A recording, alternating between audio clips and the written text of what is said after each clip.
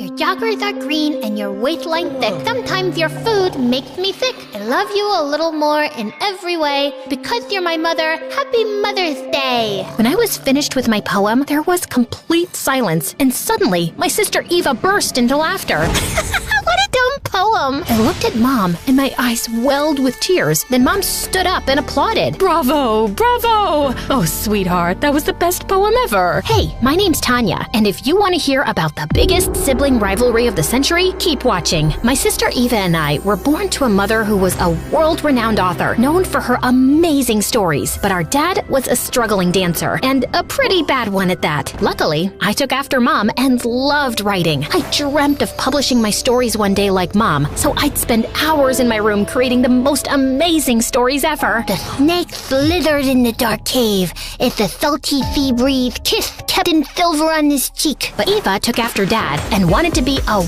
world-famous dancer. Heck, she wanted everyone in the family to be a dancer. Tanya, you should give up writing and become a dancer. You'll never make it as a writer with that lisp. You see, I had a lisp, and because of it, my S's and Z's sound like th. At school, kids teased me about it, and I didn't have any friends. This obviously meant I was super shy and avoided talking to people. Eva, on the other hand, was super popular with tons of friends who were always ready to see her newest dance moves, no matter how crazy they were. Growing up, even though Eva teased me about my lisp, we were pretty good friends. But then, everything changed. When Eva and I turned 13, our parents started fighting like crazy. They were always arguing over bills and couldn't even stand to be in the same room with each other. A few months later, Dad left and we never saw him again. Good riddance to you and your poverty.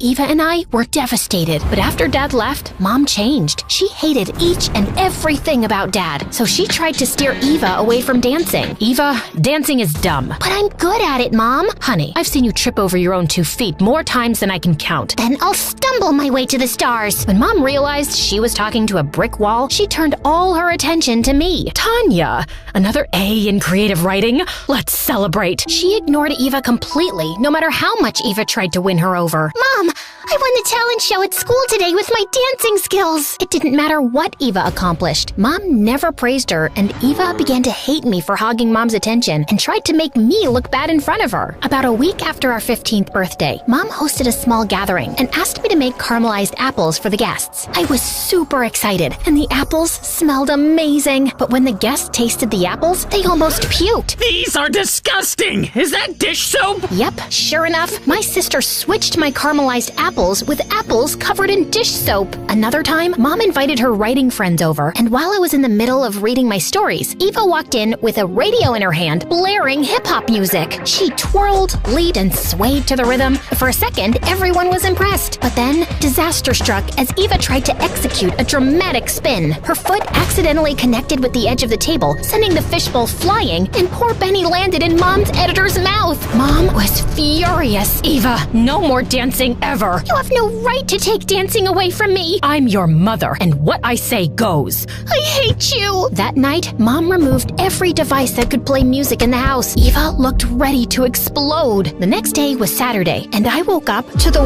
worst screeching sound coming from Eva's room. When I got to Eva's room, she was huffing and puffing with wild enthusiasm into a harmonica. Eva, you sound like you're strangling cats. Since I can't dance, I'm starting our school's first harmonica club. Eva smirked devilishly as she blew once more into the harmonica.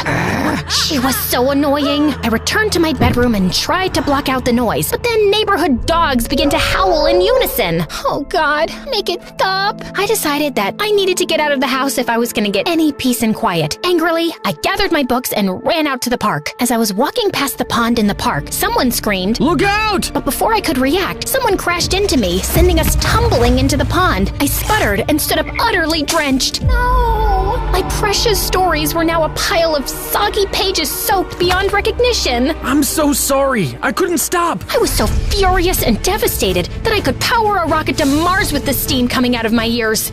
It's not your fault. It's my sister's. Her and her stupid harmonica. I marched home with a thunderous fury in my steps, each one echoing my building frustration. As I prepared to confront Eva, I burst through the front door, and there Eva was, sitting in the living room. I threw my ruined stories at her. Because of you, my stories are ruined. With a rush of adrenaline, I lunged at Eva, and the living room became a war zone. A few minutes later, Mom walked through the front door and pulled us apart. Why are you girls fighting? I quickly explained what happened to Mom, while Eva fumed on the other side of her. Everything I worked so hard on is now gone. And how is that my fault, Tanya? If you weren't playing that stupid harmonica, I wouldn't have had to leave the house. Eva, you're grounded. Go to your room, now. Eva glared at us and then stormed off. Don't worry, Tanya. Together, we'll create more stories from that big, beautiful brain of yours. Over the next few days, Mom and I spent hours huddled together, weaving new stories to replace the ones that were lost. Our collaboration was nothing short of magical. About a month later, I had completed 20 incredible short stories which Mom took to her publisher. And guess what? He loved it. With Mom's help, I had just accomplished my first major writing achievement. Eek! I can't believe I'm about to become a published author. Congratulations, Tanya. I'm so proud of you. Thanks, Mom. I couldn't do it without you. News about my first book spread through the school like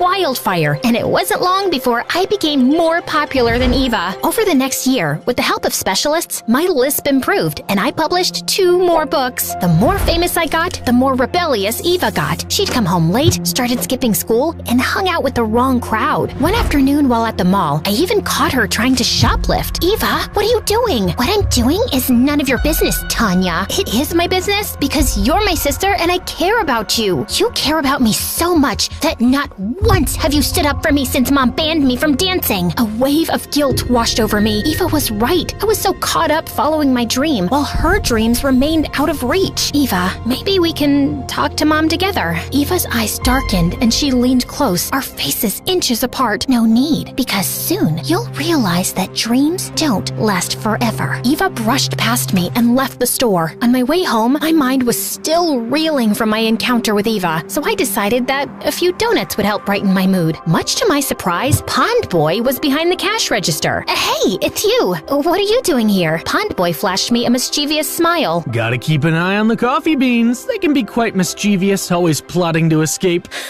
So, your coffee bean security? Just call me Captain Beanie. In a much more serious tone, he added, By the way, I'm Alex. Tanya, after receiving my order, I sat at one of the tables. When Alex had finished his shift, he joined me. I told him about the 3 books I published with Mom's help, while he told me about his life. I grew up in an orphanage and was adopted by a nice couple about a year ago. I'm glad you finally have a family. A strange look crossed Alex's face, and he smiled. So do I. Alex was kind and smart and super easy to talk to. Over the next few weeks, when I wasn't at school or writing, I was hanging out with Alex. One afternoon, I invited Alex home to watch movies. I had gone into the kitchen to get snacks, and when I returned, Alex and Eva were laughing and talking as if they'd known each other for years. And sure enough, over the next 2 weeks, Alex was hanging out with Eva more than he was with me. I was furious. So, you're ditching me again to hang out with Eva? Tanya, she's your sister. I don't see what the problem is. I couldn't help but feel jealous. Alex was supposed to be my friend, not Eva's. I decided to confront him about it at the cafe. When I got there, he was deep in thought as he stared at a picture that he was holding. I snuck behind him to glance at the picture, and I gasped when I realized that it was a picture of Eva. Are you stalking my sister, you creep? Startled, Alex fumbled with the picture and shoved it into his pocket. It's nothing like that, Tanya. Please, keep your voice down. You want me to keep my voice down? You befriended me to get to my sister, didn't you? I did, but it's not what you think. Then explain it to me. What Alex said next turned my world upside down. Ava is my sister. I looked at Alex and began laughing hysterically. Am I being pranked? Do you have hidden cameras in here? Alex shook his head, and I saw the sadness in his eyes. What? Are you serious? It has to be a mistake. One day, the orphanage director asked me to bring out some files from his office, and I accidentally dropped them. I noticed my mother's name and a picture of her. Out of curiosity, I opened the file and saw that Mom had a twin birth. So I jotted down the name of the person who adopted my sister and traced it back to your family. I was stunned and hurt. Why would Mom keep something like this a secret for 17 years? I understood why Alex ditched me. He wanted to spend time getting to know his sister. I knew I had to do something. You're coming with me. Before he could say no, I grabbed his hand and dragged him out of the cafe all the way home. Mom? Eva? Where are you? Mom came out from the kitchen, but Eva was nowhere to be seen. When were you going to tell Eva that she was adopted? A look of horror appeared on Mom's face. Who told you that? It doesn't matter. Mom, is Is it true? Is Eva adopted? Mom sank into the sofa. Yes, it's true. Eva is adopted. We heard a gasp, and we all looked up to see Eva frozen at the top of the stairs, her eyes as wide as saucers. She turned around and bolted to her room, and I ran after her. Just as she was about to slam her door on me, I rammed the door with my shoulder hard, sending the both of us flying into the room. Mom and Alex rushed into the room, and Mom knelt by my side. Tanya, are you okay? Mom, I'm fine. Eva needs you. Why didn't you tell us? I looked across at Eva, who was staring out of the window. Her shoulders shook slightly, and I knew she was crying. Mom went over to her while Alex helped me to my feet. Mom tried to touch Eva's shoulders, but she shrugged Mom off. Is this why you never liked me? Because you're not my mother? Eva, you are my daughter, and I love you. Around the time Tanya was born, we visited the orphanage for a charity run, and we fell in love with you, so we brought you home. Eva turned to face Mom, her mascara mingled with tears running down her cheeks. What type of love makes you rip my dreams and toss them into the garbage? Mom was in tears. Eva, loving something and being able to make it into a career are two different things. I love to sing, but I sound like a frog with a tuba stuck in my throat. And I love to play the harmonica, but I'm not very good at it. Oh, OMG, you guys really are siblings. The worst harmonic duo in history. A small smile curved onto Eva's lips. As your mother, it's my job to tell you the truth. Maybe together we can think about what you're really good at and take it from there. But you should have told me. I'm sorry I didn't. Can you forgive me? I think so, but I need time to process it all. Now that you guys have made up, Mom, do you mind taking me to the hospital? Over the next few months, Eva and I grew closer, and I was happy to see Mom and Eva spending more time together. Alex and his parents came to dinner once a week, but Alex was always hanging out at our house. I didn't lose a sister. I gained a brother, an aunt, and an uncle. Once Eva and I graduated from high school, I went to college, and Eva started her harmonica band. Just kidding. Eva didn't know what she wanted to do yet, so she got a job at the cafe, and Alex and Mom supported her. And after 2 years, Alex and Eva decided to open their own cafe, and Eva went to college to get a degree in business. No family is perfect, but a supportive family is everything.